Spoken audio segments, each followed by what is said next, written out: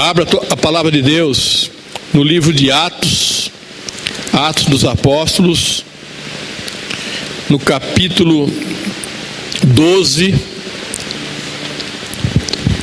Eu quero ler com vocês do versículo 1 até o versículo 16.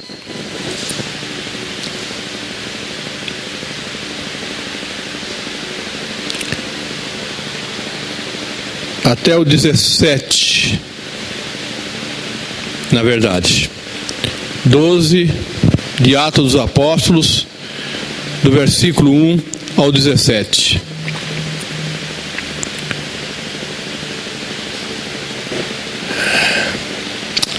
O texto diz assim, irmãos: nessa ocasião, o rei Herodes prendeu alguns que pertenciam à igreja com a intenção de maltratá-los, e mandou matar à espada Tiago, irmão de João. Vendo que isso agradava aos judeus, prosseguiu prendendo também Pedro durante a festa dos pães sem fermento.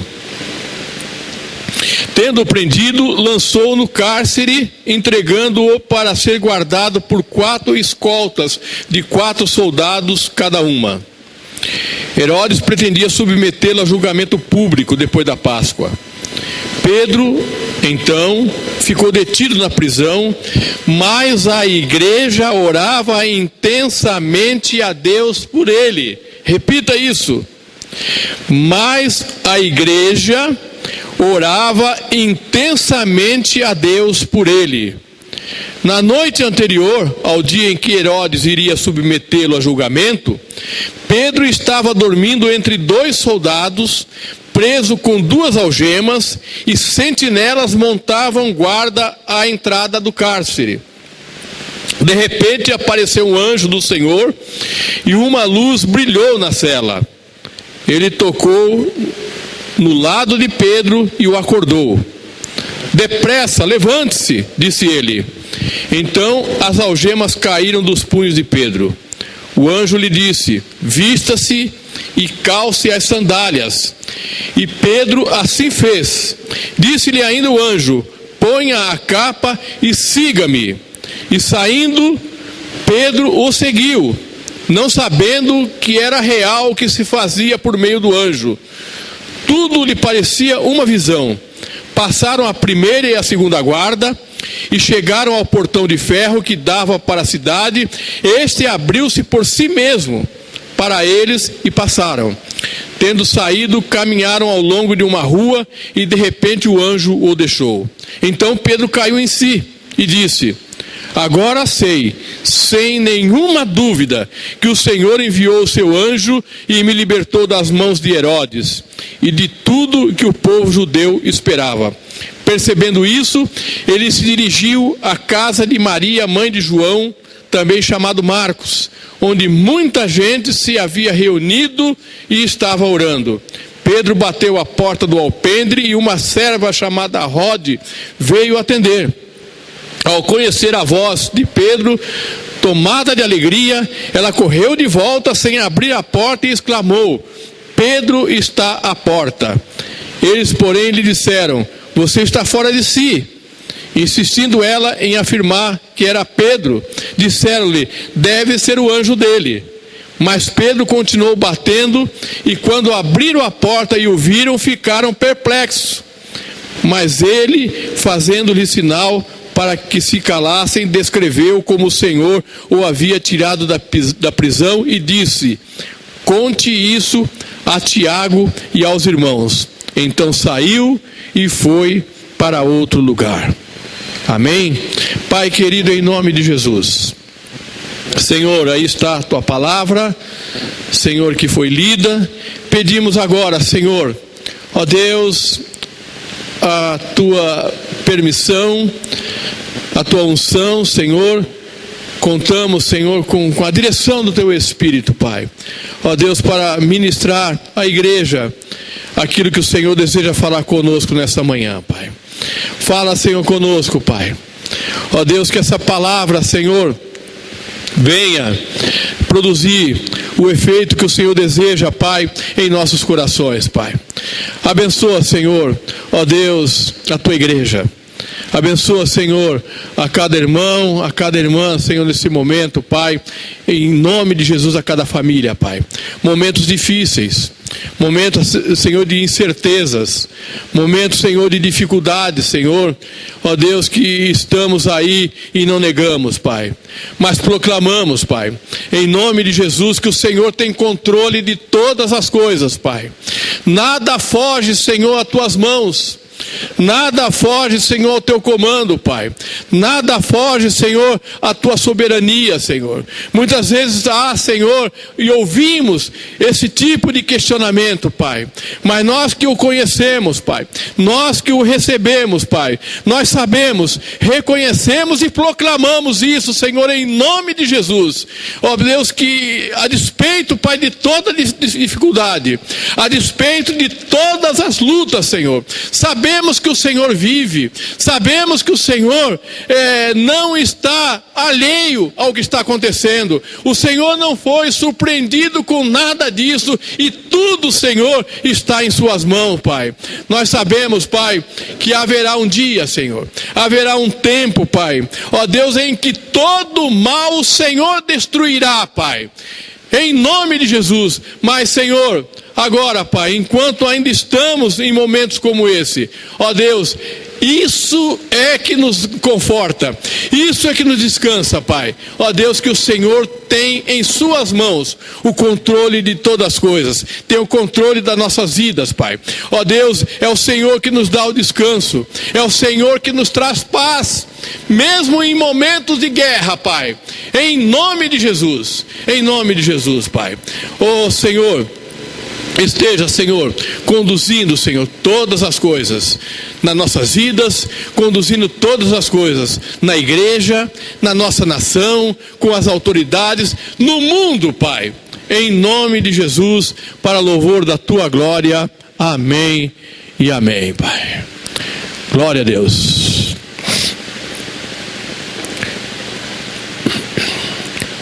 Amados, antes de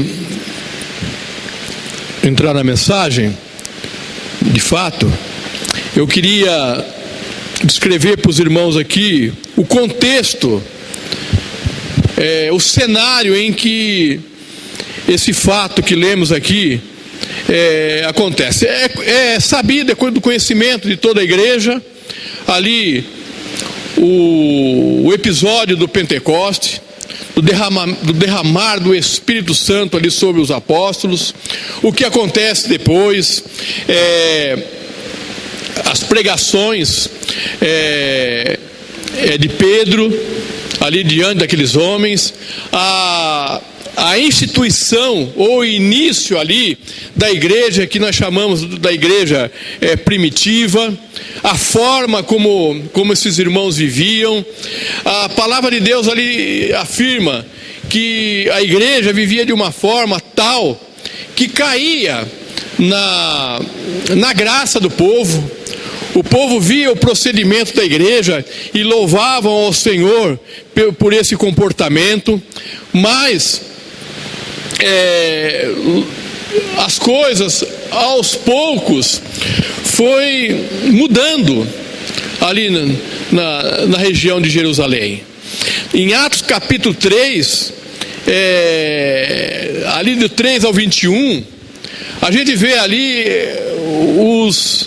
o sinédrio ali incomodado com a situação e prendem Pedro, leva Pedro à prisão, mantém ele preso durante uma noite. Depois ele é chamado ao sinédrio ali e é obrigado ali a trazer algum tipo de explicação, mas sem nenhuma queixa, sem nenhuma acusação maior que eles pudessem fazer. Eles soltam ali Pedro é solto nessa primeira vez que ele é preso. Novamente aí em Atos capítulo 5, leia ali do versículo 17 ao 20, juntamente com os apóstolos, agora ali os saduceus ali prendem os apóstolos por uma noite ali novamente, e aqui milagrosamente, um anjo do Senhor vem, abre as portas da prisão, e os apóstolos de repente aparecem em público, sem as pessoas entenderem o que estava ali acontecendo, mas o Senhor opera ali, eles são soltos, são libertos da prisão. Mas novamente a perseguição começa a se intensificar. Estevão, que era um diácono, de repente ele também é preso, faz ali uma explanação, faz um discurso em defesa do Evangelho, em defesa do que ele pregava, em defesa do que ele cria, e isso levou Estevão ao apedrejamento. Ele é apedrejado, ele é morto por apedrejamento, e em seguida, aliás, antes disso, é bom comentar que Saulo, que depois teria seu nome mudado para Paulo, para o apóstolo Paulo, Saulo estava ali presente. Saulo consente com a morte de Estevão, e no capítulo 8 de Atos mostra ali a forma como Saulo saiu devastando a igreja, perseguindo a igreja, com a intenção de levar cativos. Recebe carta das autoridades judaicas ali, para levar cativo em toda a região, qualquer um que professasse o nome de Jesus. Então esse é um cenário. Esse é o cenário, é o contexto de toda a igreja na época. E aqui até um parênteses, amado. Nós estamos vivendo sim um momento de clara, de alguns indícios de perseguição da igreja. Ainda há muito pouco, ainda aqui no nosso país, se a gente olhar em comparação com países fora do nosso, irmãos que têm que se reunir, talvez, nós aqui ainda temos a expectativa, ainda mantemos a expectativa de voltarmos aqui ao templo. Existem irmãos nossos ao redor do mundo que estão sendo mortos, que não têm nenhuma expectativa de cultuar e de se reunirem juntos num lugar, porque são proibidos por autoridade, são proibidos por uma série de situações, semelhante a esse momento que a igreja vivia ali. No capítulo 9, do 1 ao 30, narra a conversão de Paulo. Paulo se converte, e a gente pode olhar assim: poxa, Paulo se converteu, a coisa melhorou. Mas não melhora, porque a conversão de Paulo enfureceu mais ainda os judeus. Porque Paulo, com toda a sua capacidade, com toda a sua eloquência, com todo o seu conhecimento, era um trunfo importante na mão dos judeus que perseguiam os cristãos, no sentido de perseguir a igreja. De repente, com toda essa capacidade de Paulo, ele muda de lado. Então, ou seja, foi uma baixa no pelotão, no exército judaico ali, naqueles que perseguiam a igreja. E isso acaba intensificando ainda mais o problema, a perseguição à igreja. No versículo 31 do capítulo 9, diz que de repente há um momento de paz. A igreja começou a viver um momento de paz. Tem ali o episódio de Pedro pregando para Cornélio, tem o episódio ali de Enéas, enfim, um momento de paz na igreja, de paz ali com os irmãos, aqueles irmãos que haviam sido dispersos, porque lá, logo após a morte de Estevão, exceto os apóstolos, os outros irmãos haviam sido dispersos por vários lugares, mas apesar da dispersão, eles não deixavam de anunciar, eles não deixavam de pregar o evangelho, eles não deixavam de falar a Jesus. E nesse momento de paz, essa pregação, esse anúncio se intensifica. Mas quando chega no capítulo 11, versículo 28 e 29, através de um profeta chamado Ágabo, ele profetiza que haveria uma grande fome no reinado do César chamado Cláudio, e foi quando essa fome realmente aconteceu, uma fome que atinge todo o Império Romano, por que não dizer por toda a terra da época, porque a Roma dominava o mundo praticamente inteiro. Então essa fome de um longo alcance, e essa fome realmente aconteceu. O que eu quero dizer com isso, amados, é o cenário em que a igreja estava naquela época. Um cenário de absoluto caos. O mundo estava em caos. Havia muita turbulência ali na região aonde eles viviam, e a igreja ali estava, e a igreja ali perseverava, ali a igreja permanecia. E no capítulo 12 aparece aqui com mais protagonismo, vamos dizer assim, Herodes, que até então ele não aparece tanto aqui, não é citado tanto aqui no livro de Atos, mas de repente esse rei Herodes aqui aparece. Esse Herodes aqui, ele é neto do Herodes que, por ocasião do nascimento de Jesus, ele manda matar ali as crianças, porque ele se sentia ameaçado no seu reinado. Então a gente já vê aqui no DNA a maldade que esse Herodes tinha, e agora ele se levanta. Assim como era o avô dele, esse Herodes também era inseguro. Ele entra, ele consegue esse título e a posição dele em Jerusalém através de conchavos com as autoridades romanas, através de negociações ali com imperadores. Foi com Calígula, foi depois com Cláudio, e era interesse de Roma que a situação entre judeus fosse mantida sob controle. E Herodes percebe que, agradando aos judeus, ele estaria bem com Roma. Então ele desenvolve um processo de manipulação com o povo judeu ali, a fim de agradar Roma. E o que ele percebe aqui? Ele percebe que os judeus estavam incomodados com os cristãos, que os cristãos eram a pedra no sapato dos judeus. E ele, sagazmente, ele vai por esse caminho.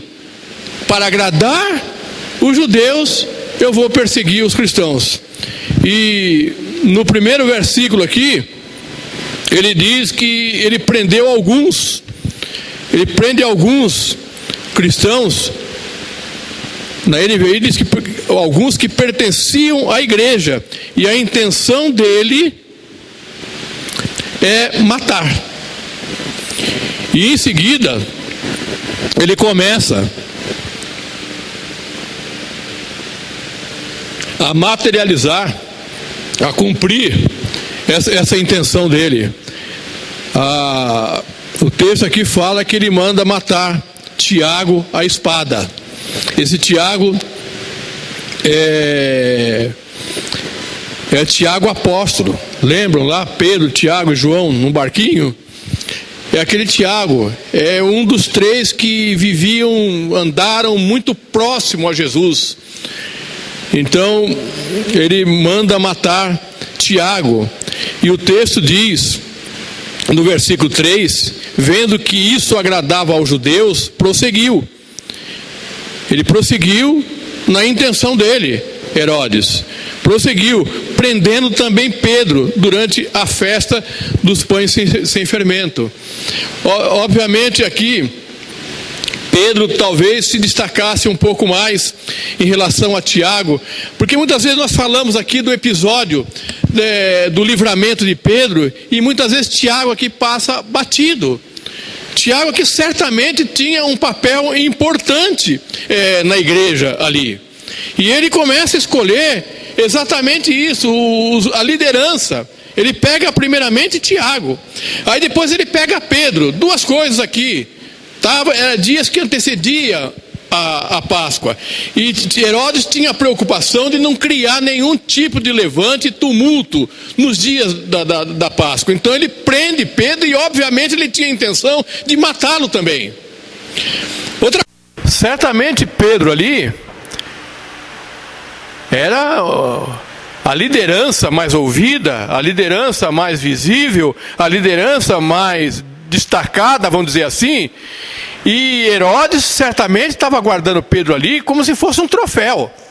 Passando a Páscoa, você imagina, nós vamos trazer Pedro, né, para ser exposto e talvez morto, e ele ficaria muito bem com os judeus, e por consequência, ele ficaria muito bem também com os romanos. Então, amados, vejam o momento, vejam o contexto, vejam o cenário em que tudo isso acontece, em que tudo isso vai discorrendo. E aqui, amados, eu quero iniciar de fato a mensagem dessa manhã, falando a primeira coisa, amados. A morte de Tiago muitas vezes pode levantar no nosso coração, na nossa mente, algum questionamento. Que muitas vezes vem esse questionamento: por que Deus livrou Pedro da prisão e não livrou Tiago? Será que Tiago era menos espiritual do que Pedro? Será que Pedro fosse o mais queridinho? Então muitas vezes esse questionamento surge, essas indagações. Aliás, muitas vezes esse questionamento não surge só em relação a esse versículo. Nos dias de hoje, quantos questionamentos semelhantes não existem? Onde está Deus? Por que Deus permite que isso ou aquilo aconteça? Por que determinada coisa aconteceu? Aqui talvez a gente possa fazer a pergunta: é óbvio que a igreja que esteve ali orando por Pedro também é uma igreja que orou por Tiago. O texto aqui não diz, mas não é preciso nenhum processo de imaginação para acreditar nisso. Os mesmos irmãos que estavam ali na casa de João Marcos, da mãe de João Marcos, orando por Pedro, também oraram por Tiago. Também oraram por Tiago. Mas Tiago foi morto. E aí surge muitas vezes esse tipo de questionamento. E aí assim, amados, Deus na sua providência, e nós precisamos compreender isso e crer nisso, Deus tem o controle de todas as coisas. Aquilo que nós não entendemos é porque nós não enxergamos, nós não vemos. Deus faz as coisas segundo aquilo que está em seu coração, segundo os seus planos, segundo o seu controle, e Ele tem o controle de todas as coisas.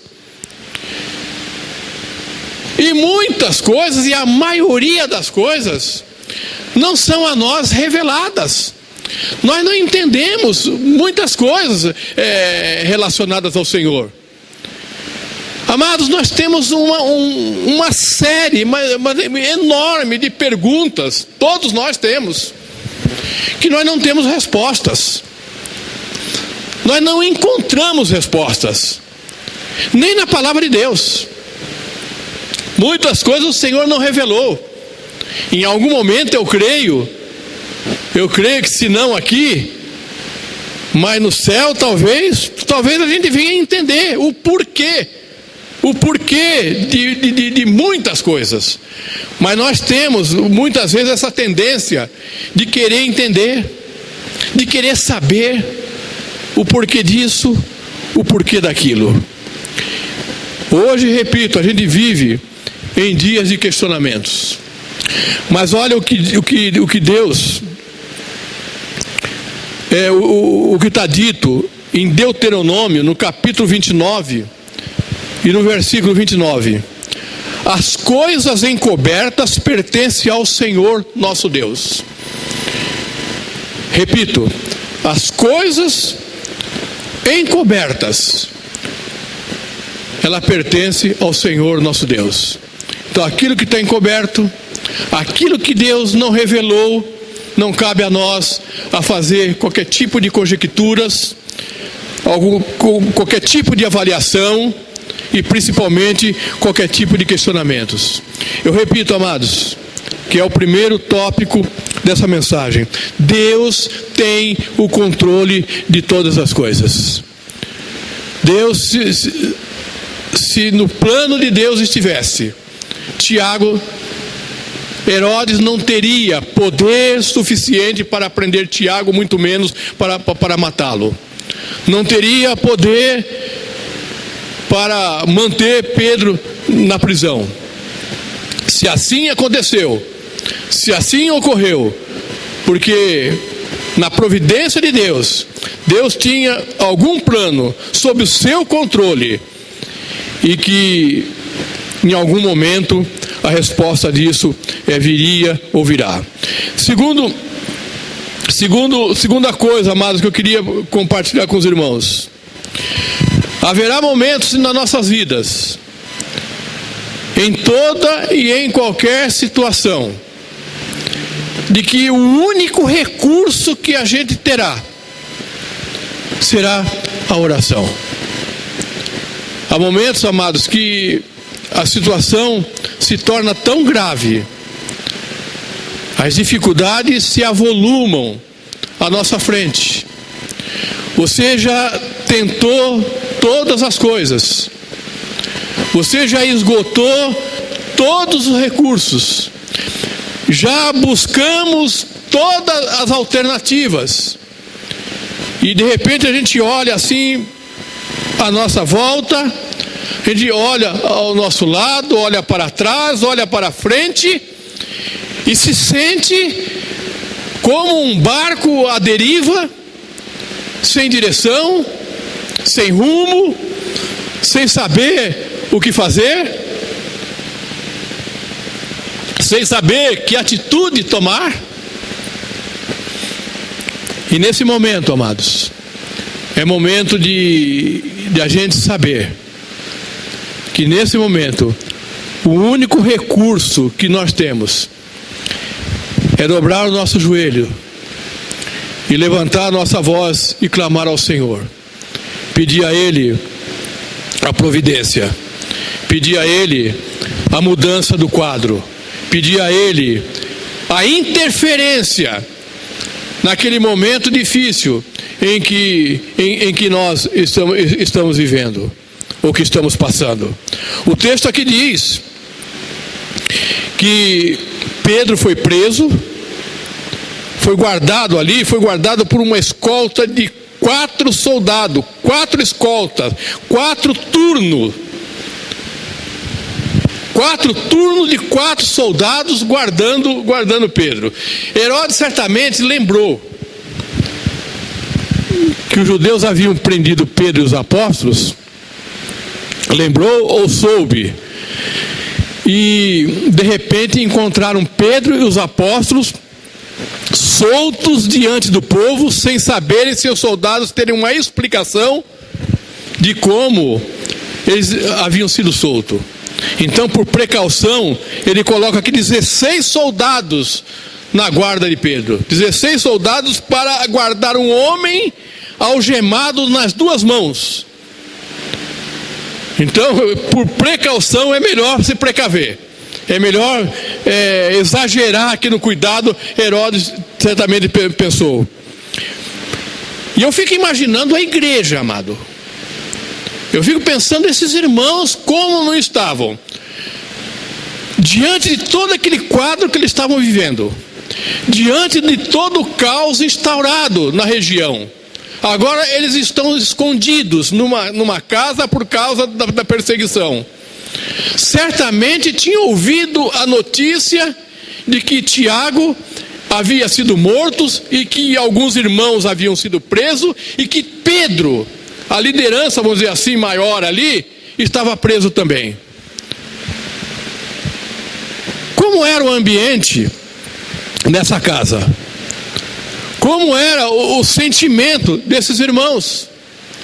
Mas apesar desse sentimento, apesar desse ambiente tão estranho, o texto diz aqui que a igreja orava intensamente, incessantemente. Isso mostra, ou nos faz crer, que esse período de prisão ali de Pedro foi um período razoavelmente grande, porque sem cessar, incessantemente, de uma forma que eu vejo aqui que a extensão e a intensidade na oração. Eles oravam intensamente a Deus por ele. A oração, amados, ela muda as circunstâncias. Então haverá momentos em que o único recurso que teremos é a oração. E essa oração ali, segundo o texto, era a oração intensa e incessante. Segundo, essa oração era uma oração específica, porque não basta somente orar. Muitas vezes nós oramos, mas as nossas orações muitas vezes são atabalhoadas. Muitas vezes nós decidimos por que orar. Na hora de orar, obviamente o Espírito Santo nos conduz na oração. Não somente nos conduz, mas há momentos que nós não sabemos orar, e a palavra de Deus diz que o Espírito Santo intercede por nós, porque não sabemos como interceder. Mas é importante a gente especificar a nossa oração. O texto diz que oravam a Deus especificamente naquele momento por Pedro, que estava preso. Então, primeiro aspecto aqui da oração: oração incessante, intensidade na oração e a extensão dessa oração. Orar sempre, orar sem cessar. E segundo, orar especificamente, propósito na oração. Qual o objetivo da oração? Terceiro, o texto diz, agora já não aqui, mas no versículo,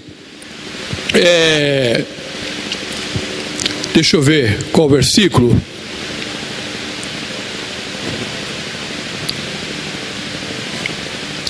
No 12, percebendo isso, ele se dirigiu à casa de Maria, mãe de João, também chamado Marcos, onde muita gente se havia reunido e estava orando.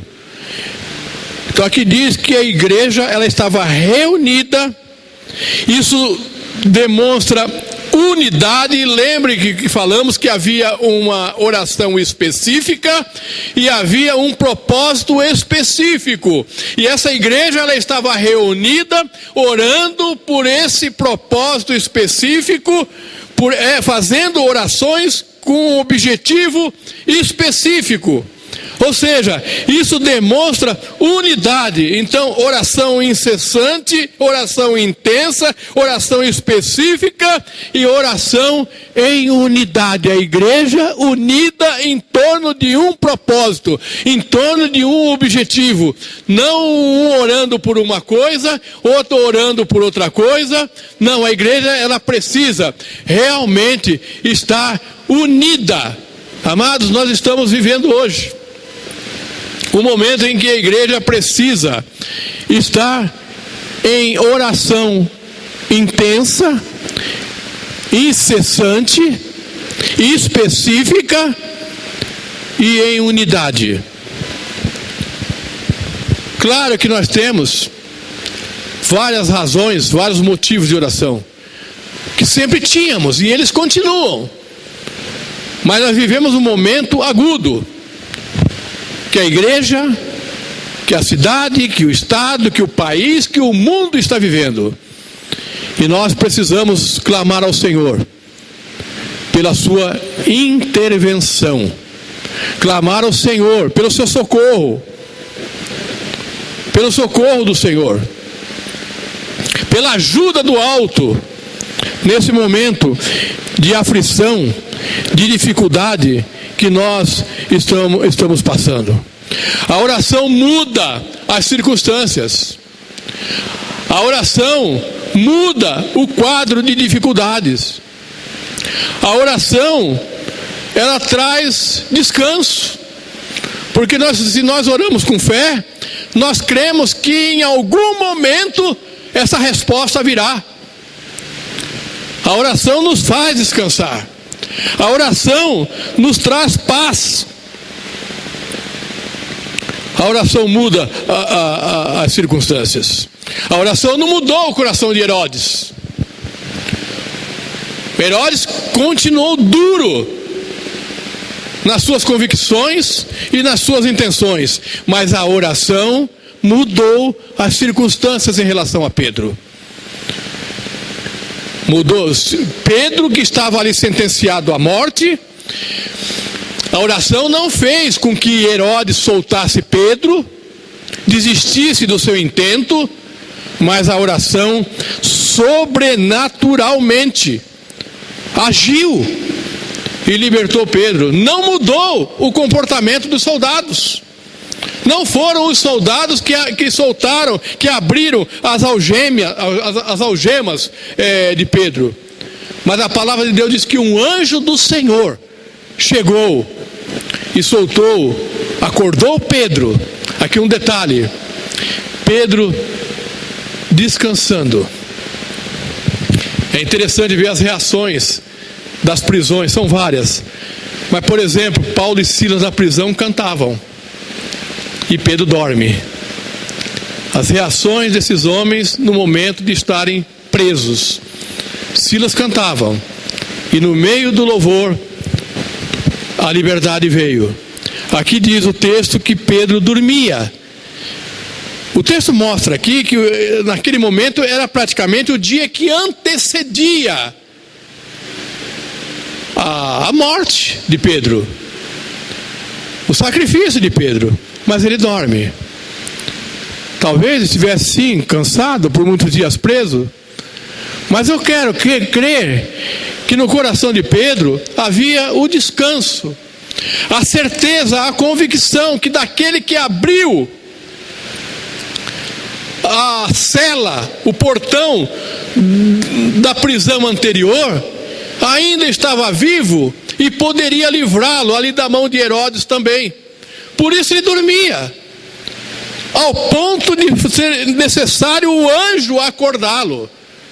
A Bíblia diz, a palavra de Deus diz que de repente apareceu um anjo do Senhor e uma luz brilhou na cela.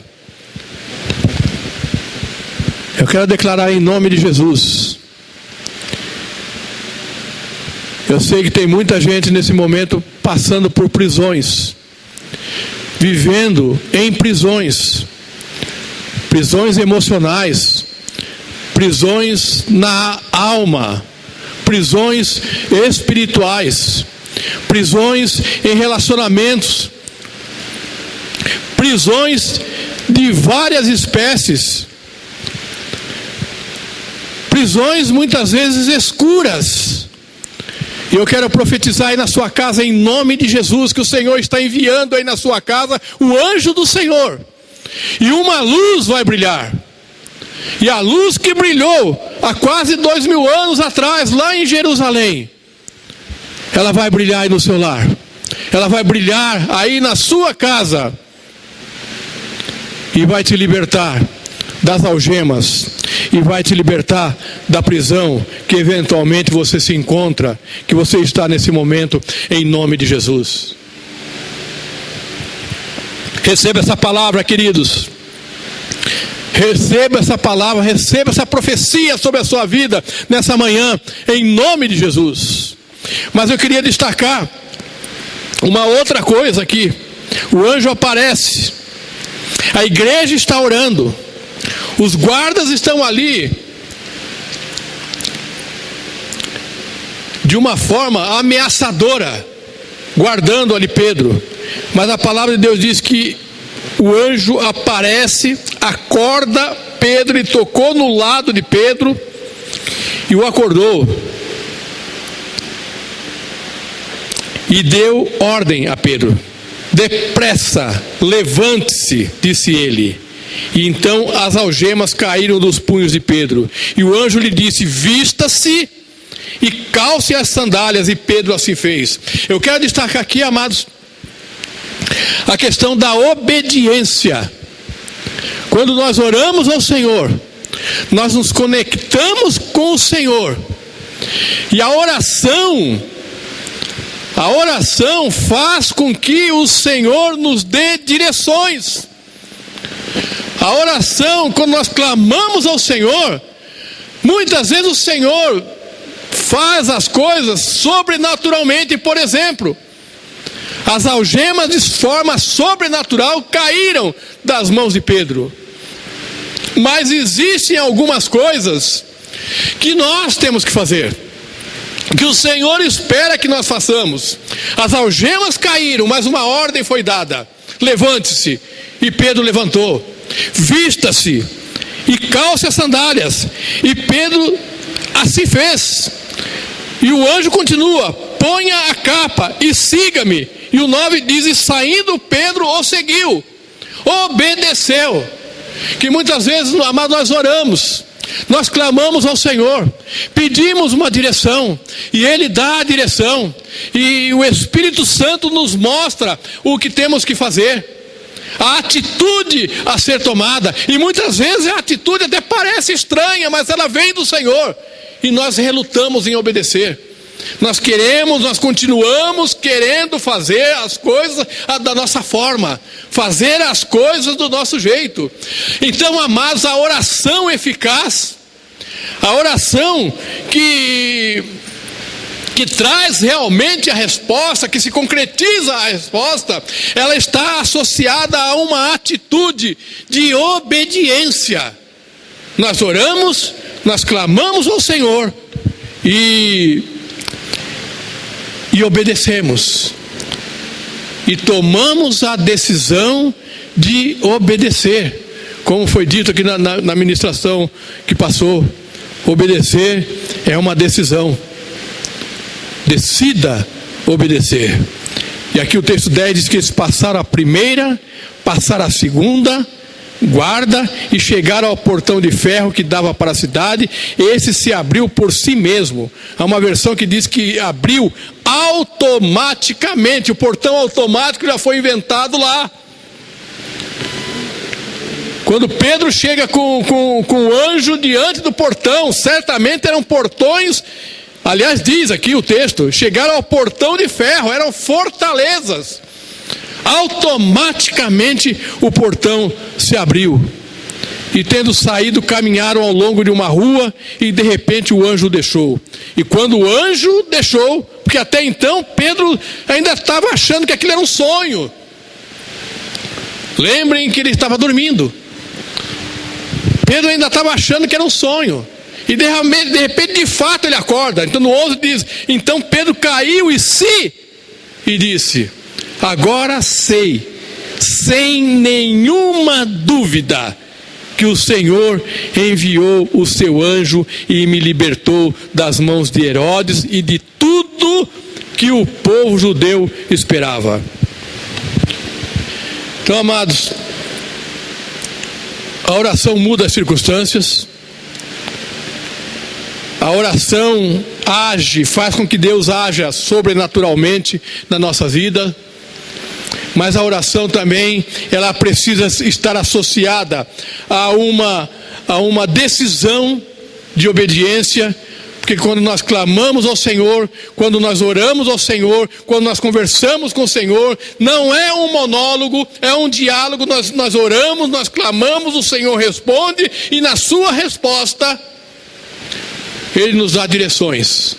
a serem tomadas, caminhos a serem tomados. E cabe a nós a obedecer essas direções, obedecer aquilo que o Senhor está determinando a fazer. E aí, amados, muitas vezes, quando nós obedecemos,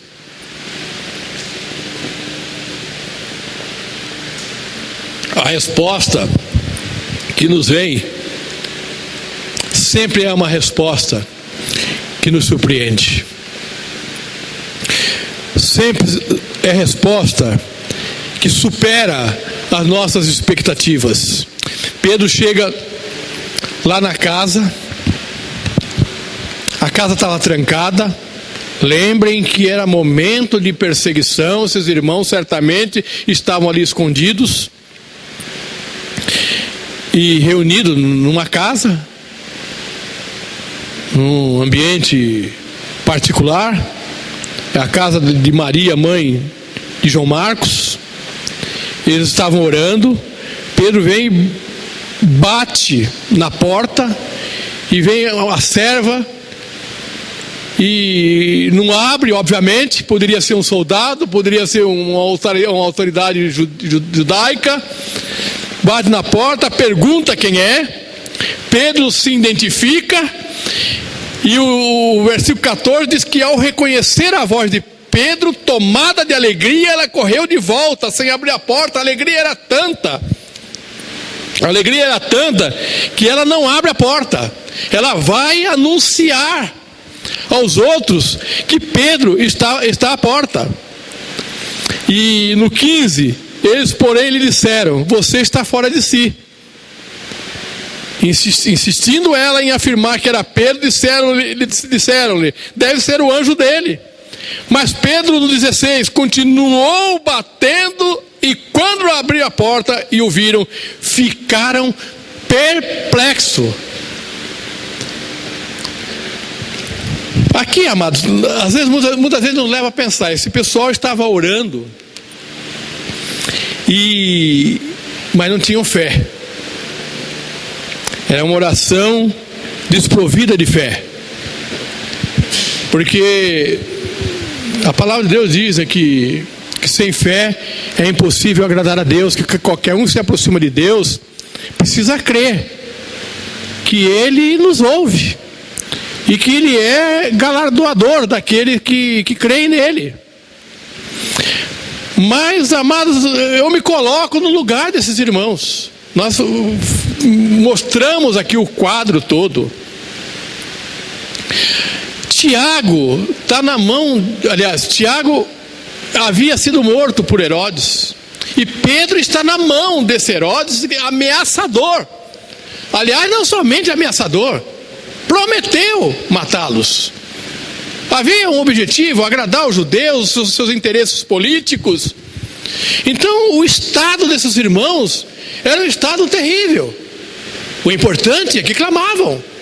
Há momentos, amados, que nós nos encontramos assim, a situação é tão grave, é tão difícil, a montanha é tão grande e intransponível, o único recurso que nós temos é orar. Mas, amados, vamos ser sinceros, amados, ou só acontece comigo isso? Tem momento que a gente ora, amados. Eu espero que não aconteça com nenhum de vocês, mas às vezes acontece comigo. Que a minha primeira oração é para que Deus tire a dúvida do meu coração. É para que Deus tire a incerteza do meu coração. Porque muitas vezes a gente ora olhando para o problema, olhando para a dificuldade. E as nossas orações, elas precisam ser de forma a não olhar para as dificuldades, a não olhar para o tamanho do problema, mas olhar para o tamanho do nosso Deus, olhar para aquilo que o Senhor pode fazer e somente Ele pode fazer. O único recurso que eu tenho agora aqui é a oração, e estou orando para a pessoa certa, ou estou orando para quem realmente pode resolver. E aqui diz que esses irmãos ficaram perplexos quando se certificaram que realmente era Pedro. Então, amados, o Senhor, haverá momentos quando nós entregamos a nossa causa ao Senhor, a resposta virá de uma forma tão surpreendente que talvez nós ficaremos perplexos. Como o Senhor atendeu a minha oração? Como o Senhor resolveu o meu problema?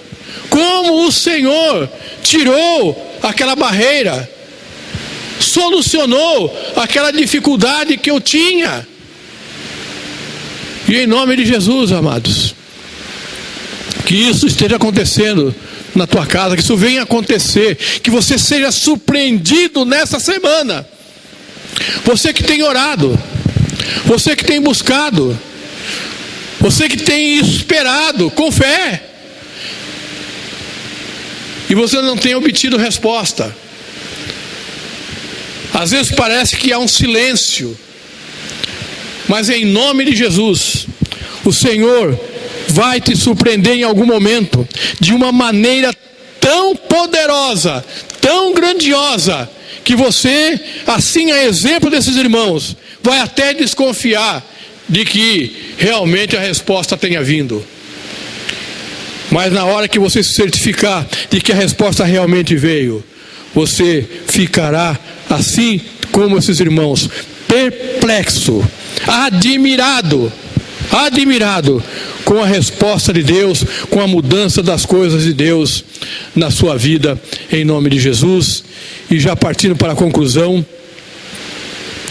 eu quero dizer, amados, que no início do capítulo, quando a gente começa a ler no versículo 1 do capítulo 12, aparentemente, o que aparenta aqui nesses primeiros versículos é que a situação estava totalmente na mão de Herodes. Aparentemente parece que o controle estava integralmente na mão de Herodes.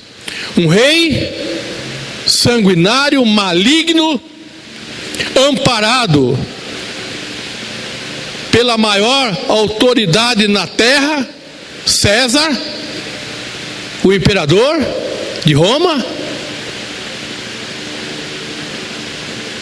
Na época ali, me parece que era Cláudio. Paparicado, bajulado pelos judeus, que ele manipulava para ter os seus interesses. Então, todo o controle na mão. O que mais faltava a esse homem para que as suas intenções fossem alcançadas? Aparentemente tudo estava no controle dele. Mas quando a gente chega no versículo 24 e 25, indo mais lá para frente, 24 ele diz assim: entretanto, a palavra de Deus continuava a crescer e a espalhar-se. Tendo terminado sua missão, Barnabé e Saulo voltaram a Jerusalém, levando consigo João, também chamado Marcos. No versículo 24, sobretudo, mostra que quem estava no controle, na verdade, era o Senhor. Sempre esteve no controle. Do versículo 1, aqui na mensagem de hoje, do versículo 1 ao versículo 25, em todo esse episódio aqui, quem esteve no controle sempre foi o nosso Senhor, o Deus dos exércitos, o Rei dos reis, o Senhor dos senhores.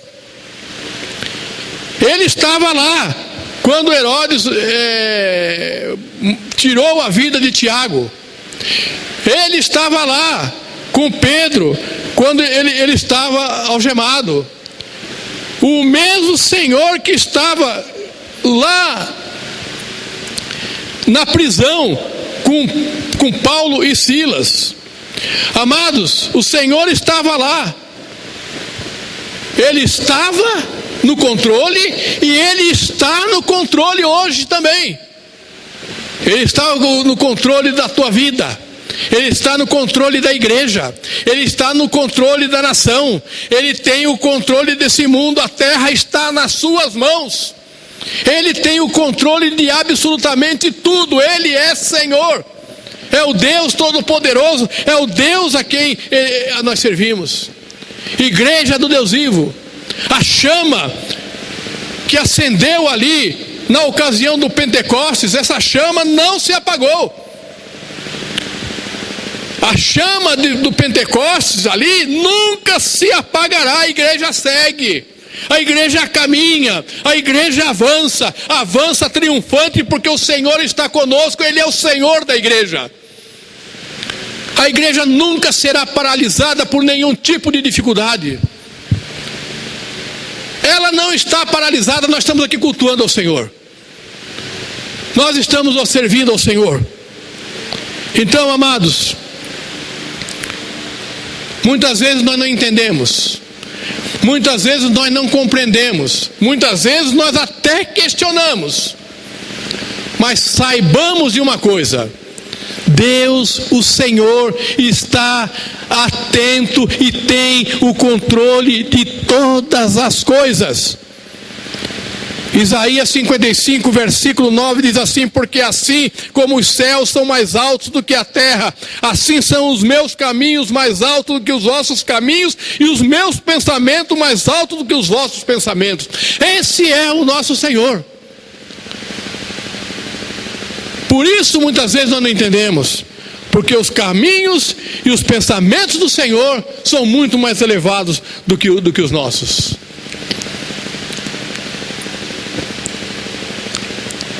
E irmãos, algumas aplicações, amados, para nossas vidas.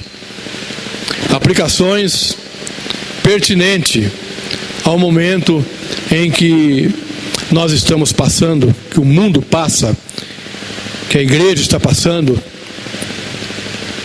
Primeira aplicação, amados: em tempos de crises,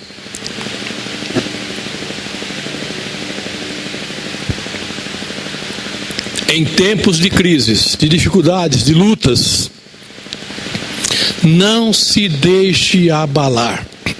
Não é negar as circunstâncias, amados, não é negar o que está acontecendo, mas não permitir que isso o abale. Talvez no meio da crise a gente não consiga, a gente não tem uma visão ampla daquilo que está acontecendo. Ele não consegue entender muitas vezes. Mas, amados, creia que o nosso Deus tem total e absoluto controle de todas as coisas. Ele tem controle sobre a minha vida, Ele tem controle sobre a tua vida, Ele tem controle na sua casa. Nada escapa às mãos do Senhor. Segundo, não espere solução humana. Tem muita gente esperando solução humana, esperando do governo, esperando de autoridade, como foi orado hoje aqui, esperando da medicina.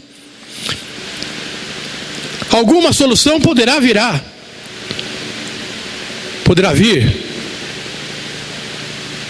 mas a solução de fato, o socorro de fato, ele vem do Senhor. É do Senhor. Então não espere nenhuma solução humana. Não coloque a confiança em homens. Em nenhum momento nós vemos os apóstolos e os discípulos na época, em um caos como esse, colocando a confiança em homens. Ninguém foi lá apelar para Herodes para libertar Pedro. Não foram para oração, foram clamar àquele que poderia resolver. E essa deve ser a nossa atitude. A nossa confiança, ela precisa estar no Senhor. Confie naquele que tudo pode fazer.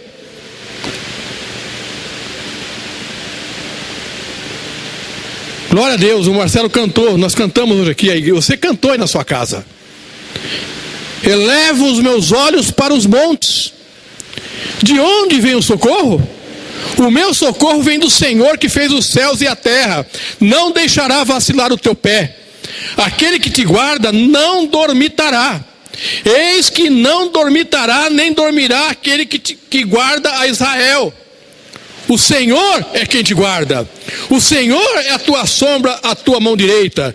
De dia o sol não te ferirá, nem a lua de noite. O Senhor te guardará de todo mal. Ele guardará a tua vida. O Senhor guardará a tua saída e a tua entrada desde agora e para sempre. Salmo 121. Dê um glória a Deus aí em nome de Jesus.